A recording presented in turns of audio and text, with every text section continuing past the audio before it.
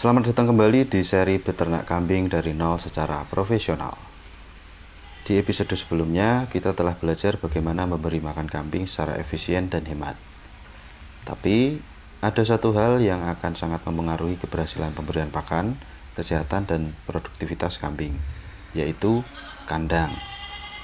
Banyak peternak pemula menganggap kandang cuma soal pagar dan atap. Padahal, kandang adalah jantung operasional peternakan. Maka, di episode ini kita akan bongkar semua tentang kandang kambing, dari desain, fungsi, hingga cara mengelola limbahnya. Sebelum kita bicara ukuran dan bahan, kita harus tahu dulu fungsi utama kandang kambing. Yang pertama, melindungi kambing dari cuaca ekstrim, panas, hujan, angin, dari serangan hama, predator, dari risiko stres karena lingkungan.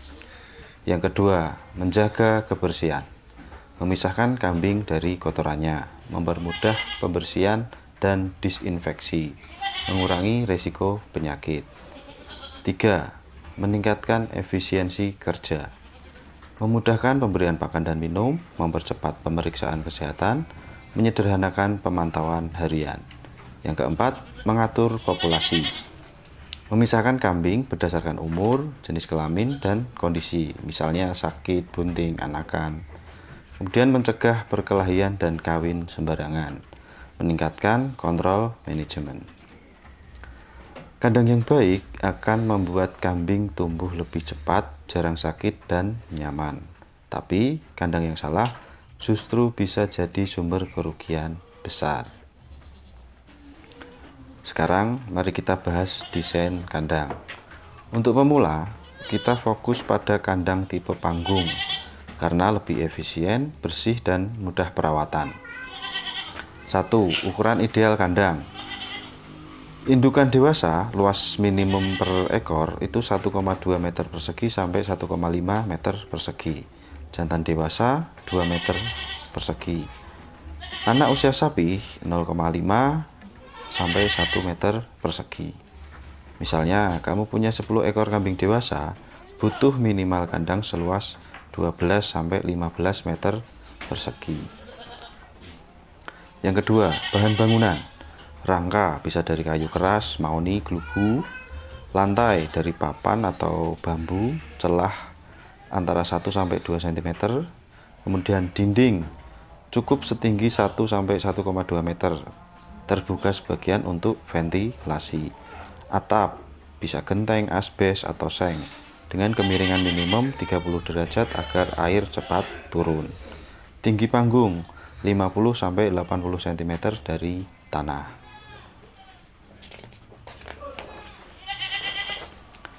Yang ketiga, ventilasi dan pencahayaan. Kandang harus terang dan aliran udara lancar. Idealnya 20-30% dinding terbuka atau gunakan kisi-kisi bambu atau kawat. Manfaatnya apa? Menghindari kelembapan yang berlebih, mencegah penyakit pernapasan, dan mengurangi bau menyengat. Yang keempat, saluran kotoran. Buat lantai kandang miring sedikit agar air dan kotoran tidak tergenang. Di bawah lantai, buat saluran air limbah menuju kolam penampungan. Pisahkan kotoran padat dan cair untuk diolah. Itu jika memungkinkan. Kandang yang bagus bukan yang mahal, tapi yang terencana dan sesuai kebutuhan. Desain kandang bukan hanya soal ukuran dan bahan, tapi juga soal penempatan, alur kerja, dan pemisahan fungsi di dalamnya. Ibarat rumah sakit, kandang kambing juga harus punya IGD, ruang sehat, dan ruang isolasi. Kita bahas yang pertama, tata letak kandang profesional, versi mini ya. Susun kandang dalam zona fungsional. Ada 6, misalnya 1. Zona indukan untuk betina produktif. 2. Zona anak atau sapihan, area khusus kambing umur di bawah 3 bulan. 3. Zona pejantan, dipisahkan agar tidak stres dan tidak kawin sembarangan. 4. Zona karantina, untuk kambing baru, kambing sakit, atau dalam pengamatan. Yang kelima, zona pakan dan gudang, Ini untuk penyimpanan jerami, dedak, fermentasi, hasil ngarit, dan lain-lain. Yang keenam, zona kotoran. Ini penampungan limbah padat dan cair. Jika lahan sempit, zona-zona ini bisa digabung asalkan tetap ada pemisahan fisik atau jarak. Kemudian kita bahas pentingnya zona karantina. Banyak peternak pemula tidak menyediakan tempat karantina kambing baru. Ini adalah kesalahan fatal yang sering menyebabkan penyakit menyebar. Manfaat zona karantina: mendeteksi penyakit sejak dini, memantau adaptasi pakan, menyuntik atau memberi vitamin dengan tenang, melindungi kambing lama dari risiko penularan kambing baru. Durasi karantina idealnya itu 7-14 hari. Lokasi karantina sebaiknya agak jauh dari zona kandang utama atau dipisahkan dinding tertutup. Sekarang kita bahas sirkulasi kerja dan akses. Buat jalur kerja agar peternak bisa memberi makan tanpa menginjak-injak kotoran. Jadi pakan dan kotoran terpisah. Kemudian mengambil kotoran tanpa mengganggu kambing, masuk keluar kandang tanpa menyebarkan penyakit, dan menyemprotkan disinfektan secara efisien. Jadi sirkulasi kerja dan akses untuk pekerja, untuk kita sang peternak itu sangat nyaman. Rancang alur kerja dari zona bersih ke zona kotor dan ke luar kandang. Ini mencegah bakteri menyebar ke zona sehat.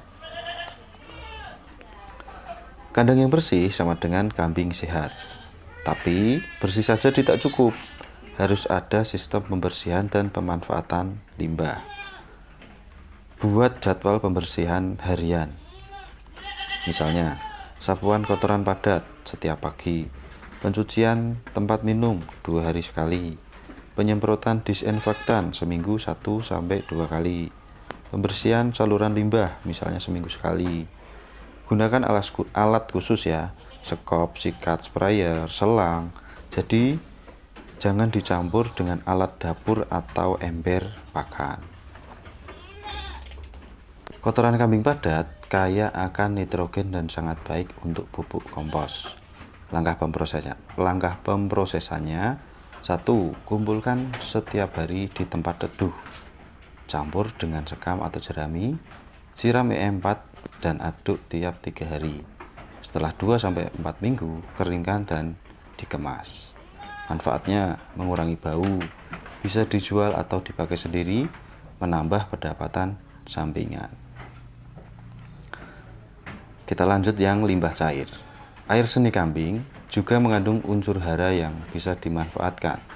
Cara sederhananya, alirkan ke kolam penampungan, endapkan 3-5 hari. Gunakan sebagai pupuk cair tanaman atau tanaman buah. Jangan buang limbah langsung ke sungai atau tanah tanpa pengolahan. Ini bisa mencemari lingkungan dan jadi masalah hukum. Diprotes tetangga misalnya. Efisiensi peternak profesional: selalu pakai satu arah kerja, mulai dari memberi makan, lalu bersih-bersih, terakhir pengolahan limbah. Gunakan checklist harian di dekat kandang.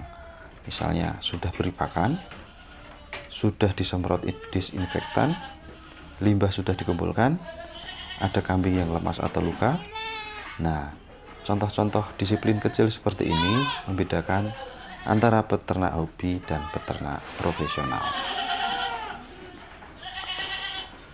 Banyak peternak yang bingung cara mengelola kotoran kambing, dibiarkan numpuk, bau menyengat, dan mengganggu tetangga. Padahal kalau tahu caranya, kotoran bisa jadi uang. Pupuk organik padat dari kotoran kambing punya keunggulan. Teksturnya kering dan mudah diolah, kaya nitrogen, fosfor, dan kalium. Cocok untuk sayuran, buah, hingga tanaman hias. Cara membuatnya: membuat kompos dari kotoran kambing. Bahannya kotoran kambing, sekam, jerami, atau daun kering, ditambah E4 dan air secukupnya, kemudian terpal untuk penutup. Langkahnya: campurkan kotoran ditambah bahan organik lain, perbandingannya 1:1. Siram larutan E4 dan air secukupnya, lembab tapi jangan terlalu basah, tidak becek. Tutup pakai terpal, aduk setiap 3 hari sekali selama 2-4 minggu. Setelah bau hilang dan warna coklat gelap merata, diangin-anginkan. Kemudian terakhir, kemas dan jual.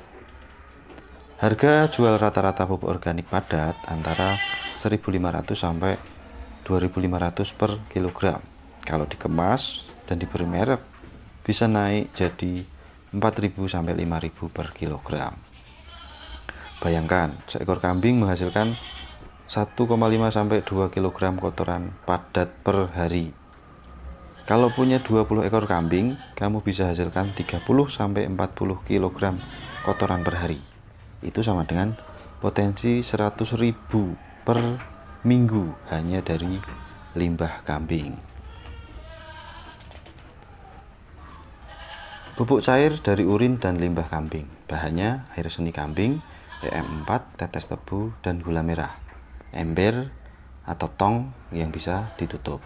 Langkahnya, campur air kencing ditambah EM4, perbandingannya 1:100, ditambah tetes tebu. Diamkan 5-7 hari dalam drum tertutup. Saring dan simpan dalam botol. Gunakan sebagai pupuk daun, pupuk semprot, atau pupuk siram. Dosis pakainya 1 liter pupuk cair diencerkan ke 20 liter air. Semprotkan ke daun seminggu sekali.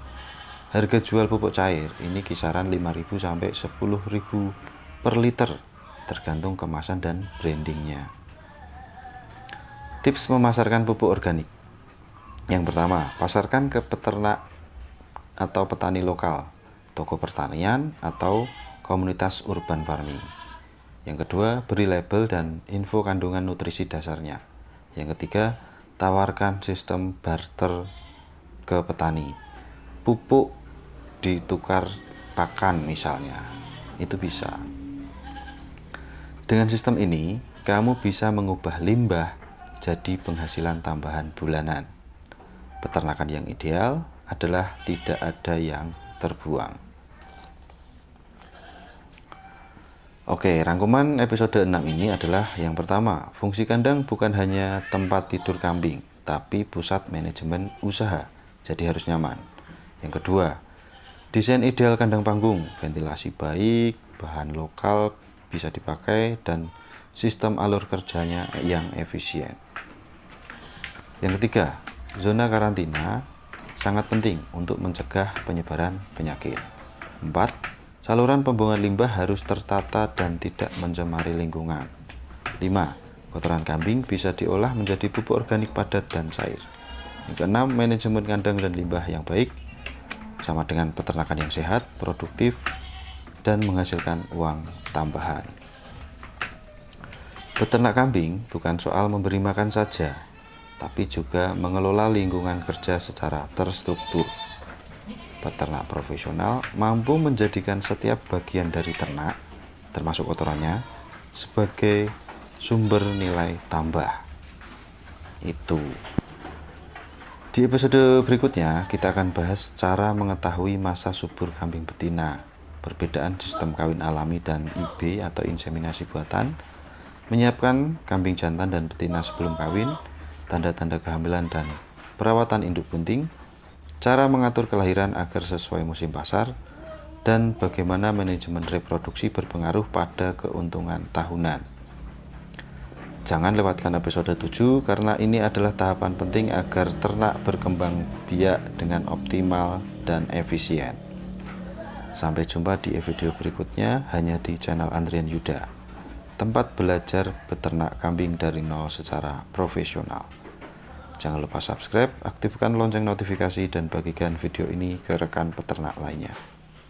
Karena ilmu peternakan harus tumbuh bersama. Itu dia.